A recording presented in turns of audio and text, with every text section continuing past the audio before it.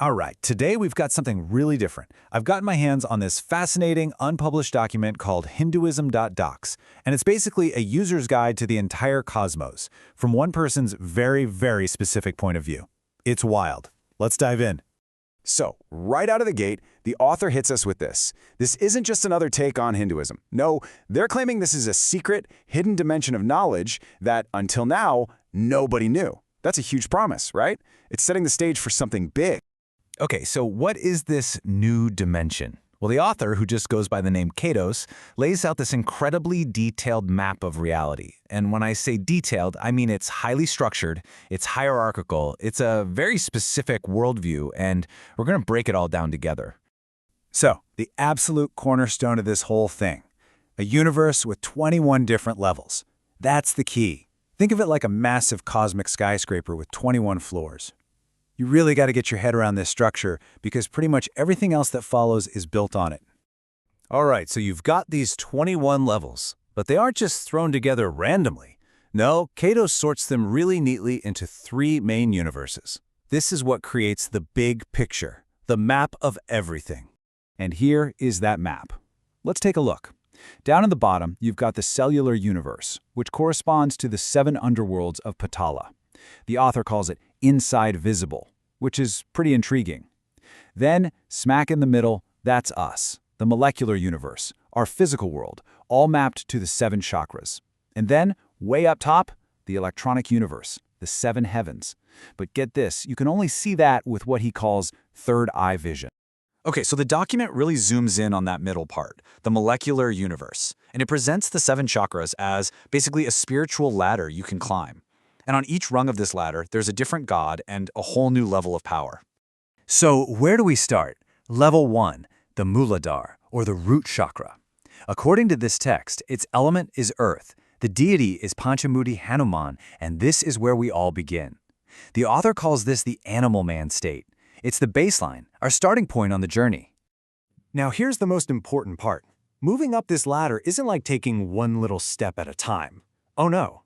The author says the power level just explodes. It grows exponentially every single time you awaken a new chakra. And this chart really drives it home. Just look at this. So Hanuman at the first chakra, that's our starting point, right? Power level 1. Then you get to the second chakra with Shiva, and boom, you're 10 times more powerful. Then the third chakra, Vishwakarma, 100 times greater. We're only on level 3, and the scale is already just insane. And it just keeps going up from there. It doesn't slow down. The power levels keep multiplying by 10. So by the time you get to the very top, the 7th chakra, Sahasrara, the deity Kalki is said to be, get this, 1 million times more powerful than where we started. That's supposed to be the absolute peak of power in our physical universe. All right, so we've got the map of the cosmos. We see the ladder of power. But the big question is, how do you actually climb it? Well, this is where the document shifts from just theory into a practical how-to guide for spiritual progress. I mean, that's what we all want to know, right? It's cool to know the levels are there, but how do you get from one to the next? The text says the way forward is by defeating these internal roadblocks, and it uses a really interesting word for them, shaitans, basically your inner demons or destructive forces. And the methods for defeating them are very specific. To beat the first shaitan, you need this very particular kind of prayer. Early morning, totally still, totally silent. Then for the second one, the mind, you use mantra yoga. Okay, that makes sense. But the third one, the ego, you kill it by running.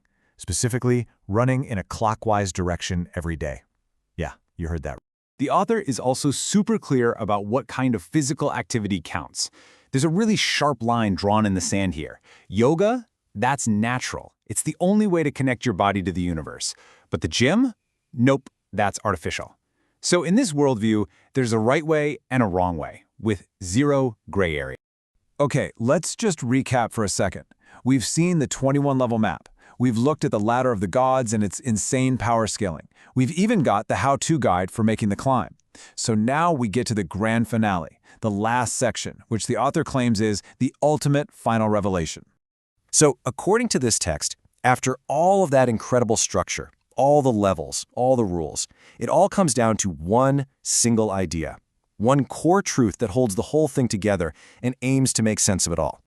The document literally builds up to this one moment. It asks the question point blank. After everything we've been through, all this cosmic machinery, what is the secret of all secrets? What's the key that unlocks the whole thing? And the answer is, everything is nothing, and nothing is everything. That's it. That's the secret of all secrets, as stated by the author. This huge paradoxical statement that kind of flips the whole elaborate system we just learned on its head. And that's where we'll leave it. It really makes you think, doesn't it?